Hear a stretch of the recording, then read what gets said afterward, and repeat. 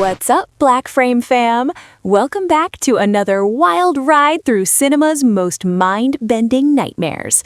Today, we're diving into a film that'll make you think twice before blowing into random bottles you find on bridges. Yeah, I'm talking about The Empty Man from 2020, a movie that starts with a hiking trip gone horribly wrong and ends with, well, let's just say alien possession and existential dread. Before we get into this cosmic horror show, smash that like button and subscribe if you love getting your brain twisted into knots. Trust me, you're gonna need a roadmap for this one. All right, let's get into it. Our story kicks off in 1995 with four friends on what they thought would be an Instagram-worthy adventure through the Ura Valley in Bhutan. Spoiler alert, nobody's posting selfies after this trip. We've got Paul and his three buddies exploring the eastern Himalayas, living their best adventurer lives. When they reach this sketchy rope bridge, Greg, who's basically that one friend who always says, "Don't worry, it's totally safe," convinces everyone to cross. So they're vibing, enjoying the scenery, when suddenly Greg spots storm clouds rolling in. But here's where things get weird. Paul hears something off. He tells everyone to shut up and listen. Oh my God. Before anyone can react, Paul straight up falls through a crack in the rocks. I'm talking full disappearing act. Greg's like, "I got you, bro," and asks Fiona and Ruth to grab some rope. Down in this creepy cave, Greg finds Paul just sitting there, cross-legged, in front of this massive skeleton that looks like it came from a nightmare. And folks, this ain't your friendly neighborhood fossil. This thing is wrong on every level. Greg's freaking out, trying to get Paul to leave, but Paul's got this 1,000-yard stare going on. With completely empty eyes, Paul tells Greg to get out, says if Greg touches him, he'll be cursed too. Come on, come on. But Greg's not about to leave his buddy in a cave with nightmare fuel, so he literally carries Paul out of there. Bros before supernatural horrors, am I right? There's a house! Hello! They make it to this abandoned hut, and Ruth's trying to wake Paul up when she notices he's brought a little souvenir, a piece of that freaky skeleton, because of course he did. Meanwhile, Fiona sees the storm getting worse and rushes back inside. Greg's checking Paul over and discovers these weird cuts on both his hands. Not your average hiking injury, folks. Hours later, with the blizzard raging outside, Ruth wants to get Paul down the mountain ASAP. But Greg's like, "Nah, we'd literally die in this storm. We'll get help tomorrow." That night, Ruth, who's clearly bored out of her mind, starts blowing into the bone piece like it's a freaking flute. Girl, have you never seen a horror movie? Don't touch the cursed artifacts. Suddenly, she hears footsteps, and trust me, whatever's making those sounds ain't the welcome wagon. Next morning, the storm's still going strong, so Greg and Fiona head out to find help. A few hours later, Ruth sees someone in the blizzard and runs out, thinking it's rescue. But when she gets close, she realizes this figure is, let's just say it's not winning any beauty contests. Actually, it's nightmare material.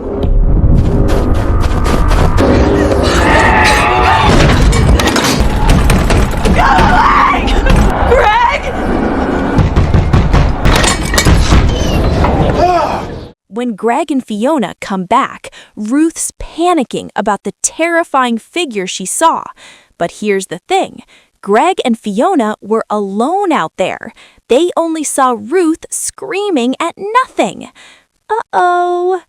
That night, while Ruth's sleeping, Paul wakes up and starts whispering the creepiest stuff you've ever heard. Next morning, Ruth wakes up and Paul is gone, just vanished into the storm.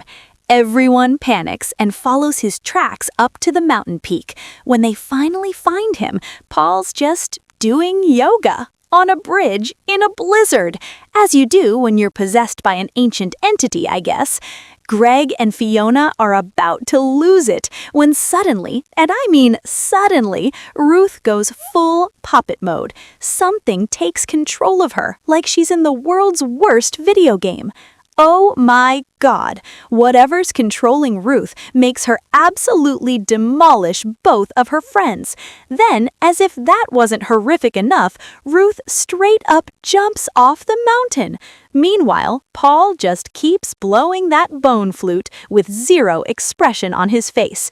So what the hell just happened to Paul? Hold that thought, because after 22 minutes of prologue, the actual movie is about to start. Yeah, that was just the opening. Buckle up, buttercups. Flash forward to present day. We meet James, a former intelligence officer who's trying to stay healthy by jogging regularly, though he still smokes like a chimney, so baby steps, I guess. After a quick store run, James spots Amanda, a teenager who happens to be the daughter of his dead best friend from his Intel days. Already got those found family vibes going. Amanda opens up about still dealing with trauma from losing her dad a year ago, but she's got some good news. She joined the support group that's been helping her manage her emotions. She even dropped some wisdom on James, who also lost his wife and kid in a car accident a year back. But before the conversation gets too heavy, Amanda gets a call from her mom and bounces. Next day, James has another nightmare and immediately reaches for his prescription. Dude's clearly not doing great. Then he gets a call from Amanda's mom, Nora, who's in full panic mode. Amanda's missing, and when James gets to the house, he sees something that makes his blood run cold. A message written in blood. "The empty man made me do it." Okay, so that's not good. The cops show up, and Nora explains that Amanda had a panic attack at school a few days ago. Detective Miller suggests maybe Amanda just ran off with her boyfriend. You know, typical teenage stuff. But Nora's like, my daughter's not like that. Miller heads out to investigate. James, being an ex-Intel guy, decides he's not sitting this one out. While searching Amanda's room, he finds a brochure for some group called Pontifex. Time to do some detective work through Amanda's friends. That afternoon, James tracks down Amanda's friend, Deborah, and basically kidnaps her into his car for questioning. Not creepy at all, James. Deborah, who's clearly terrified, spills the tea. 2 nights ago, she and her friends performed a ritual to summon something called the Empty Man. Here's how it went down. Amanda found this bottle on a bridge and convinced everyone to summon this entity. The ritual? You blow into the bottle until it makes a sound. Simple, right? Wrong. According to the legend, the Empty Man operates on a 3-day timeline. Day 1, he starts stalking you. Day 2, he shows himself. Day 3, he straight up possesses you. Amanda thought it was just superstition, but she peer pressured everyone into doing it anyway. After they all blew into the bottle, Amanda started meditating and chanting some weird stuff. Then they heard something chasing them through the darkness. Fun times.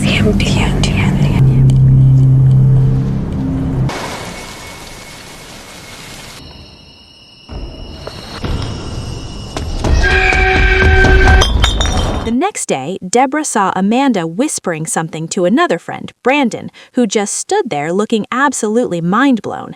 After that, Deborah watched 6 random people sitting cross-legged on the side of the road. Yeah, this is getting weird fast. Wait a second. Hey, could you give me an address for Brandon?